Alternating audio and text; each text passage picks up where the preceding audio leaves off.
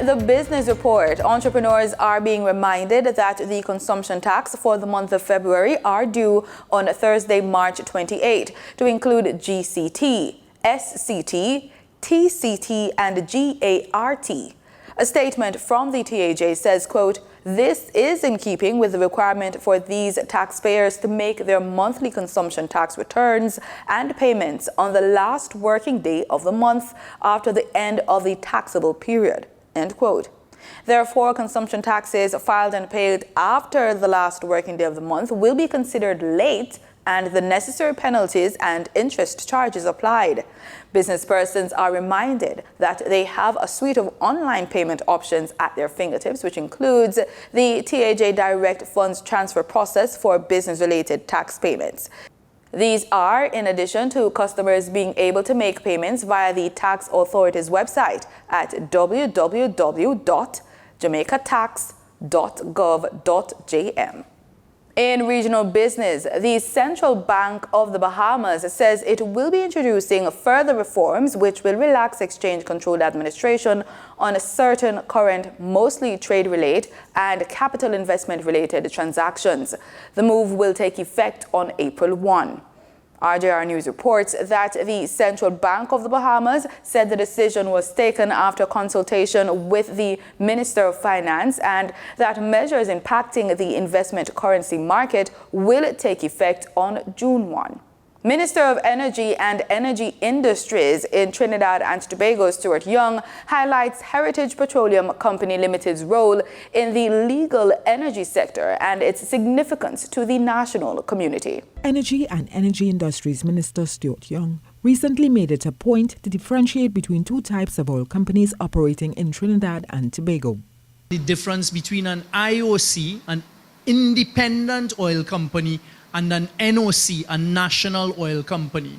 And I was thinking and reflecting on my way here how important it is for us as citizens of Trinidad and Tobago, and in particular the management of Heritage and the board of Heritage, to appreciate that you are NOC, a national oil company.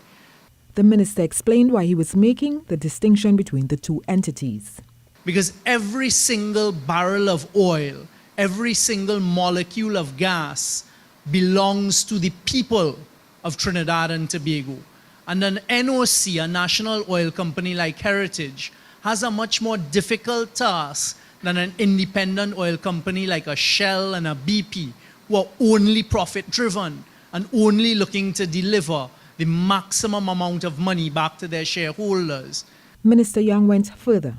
Finding that balance to provide the payment of royalties, taxes, and even sometimes dividends back to the shareholder of Trinidad and the people of Trinidad and Tobago in the form of the Minister of Finance as corporation sole. The Energy Minister reminded our national oil company, Heritage Petroleum Company Limited, to be aware of the communities on its fence lines. But Prime Minister Dr. Keith Rowley cautioned the National Energy Company to be careful. The danger is that if that becomes the overriding consideration in the national company, the national company could become a burden on the very taxpayer that it was intended to service. A danger which Chairman of Trinidad Petroleum Holdings Limited, Michael Kwamina SC, addressed as he outlined a number of TPHL's properties being handed over to a variety of state entities, along with payment of $7.5 billion on Petrotrin's $11.8 billion debt. We, of course, along with these massive payments, pay very significant taxes to the government for use to meet expenses on a national scale, some $12.6 billion since inception, while at the same time meeting the expenses associated with our core business, that is exploration and production of oil and gas, which is expected to be $2.9 billion for the year 2024. I am Terry Ann Brown Campbell, and this is Evolving Energy. In investment news, Guardian Holdings Limited, GHL, has advised that pursuant to authorization by its board of directors, GHL executed a loan agreement effective March 21, 2024, arranged by Guardian Group Trust Limited for a maximum amount of TT $450 million. The proceeds from this facility will be allocated for general corporate purposes. The total loan amount of up to TT $450 million will be disbursed in 2 tranches. The first tranche, Tranche A, was disbursed on March 21, 2024 in the sum of TT $382 million at a rate of interest of 5.35% per annum. The second Tranche B is proposed to be disbursed at a later date for a facility of up to TT $68 million or the equivalent denominated in any other currency at a rate of interest of 5.2% per annum. Both Tranche A and Tranche B will mature on June 21, 2029. The security documents for this loan include a debenture and a deed of priority. In corporate movements, Corporate Jamaica has reported that several corporate executives have made changes to their status in companies. BM Investments Limited has advised that Mr. Devon Barrett has tendered his resignation as a director effective March 31, 2024. Next, Wigton Wind Farm Limited has advised that Mr. Erlington Barrett, Managing Director of Wigton, will be demitting office effective March 31, 2024. Wigton has further advised that the process of recruiting a new managing director is underway. Interim measures for the continued leadership and operational oversight of the business have been implemented, and Ms. Michelle Chinlen, the current head of energy at Wigton, will serve as acting managing director until the aforementioned recruitment process is completed. Now for news on movement in the Jamaica Stock Exchange and your credit tip of the day with Denise Williams.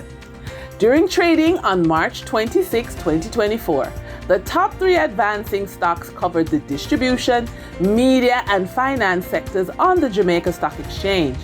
Paramount Trading Jamaica Limited shares advanced by 23.14% for a 28-cent price increase to close at $1.49 with 91 shares traded.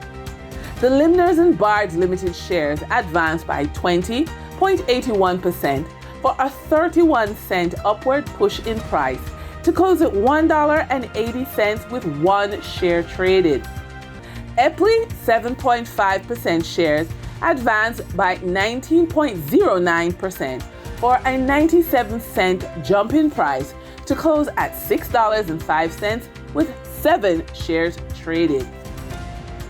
On the declining stocks that traders experienced on March 26, 2024, the top 3 losers covered the finance, transportation, and energy sectors. Mayberry Group Limited declined by 11.38% for a 90-cent decrease in price to close at $7.01 with 16,428 shares traded.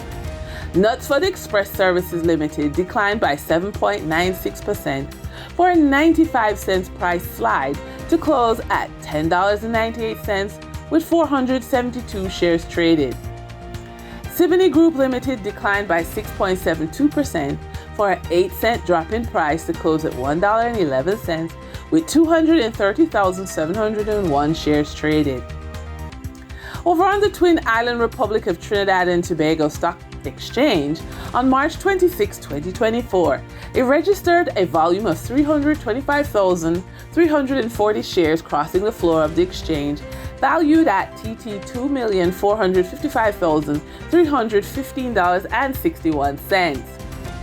JMMB Group Limited was the volume leader with 126,831 shares changing hands for a value of TT $190,254.50, followed by Massey Holdings Limited with a volume of 114,814 shares being traded for TT $499,521.78. On March 26, 2024, the Bank of Jamaica reported that US $13.7 million was bought from forex traders, while US $26.2 million was sold to forex traders. Buying directly from the Bank of Jamaica, foreign currency traders sold the US dollar for $154.24 and bought the US dollar for $153.12. The difference between the buy and sell rate was $1.12, which represents a profit for forex traders for every US dollar traded. Canadian forex traders earned a trading profit of $3.85 from transactions with the Bank of Jamaica. The Canadian dollar was sold at $116.59 and bought for $112.74. For traders looking at the British pound, they pocketed a profit of $6.24, selling it for $198.15 and buying it for $191.91. For our credit report tip of the day, with high interest rates, you might end up owing more money than you borrowed in the first place. This extra debt can weigh heavily on your credit report and make lenders wary of giving you more credit. Here's what you can do. Work on paying down your balances to lower your overall debt. This not only improves your credit score, but also saves you money on interest in the long run.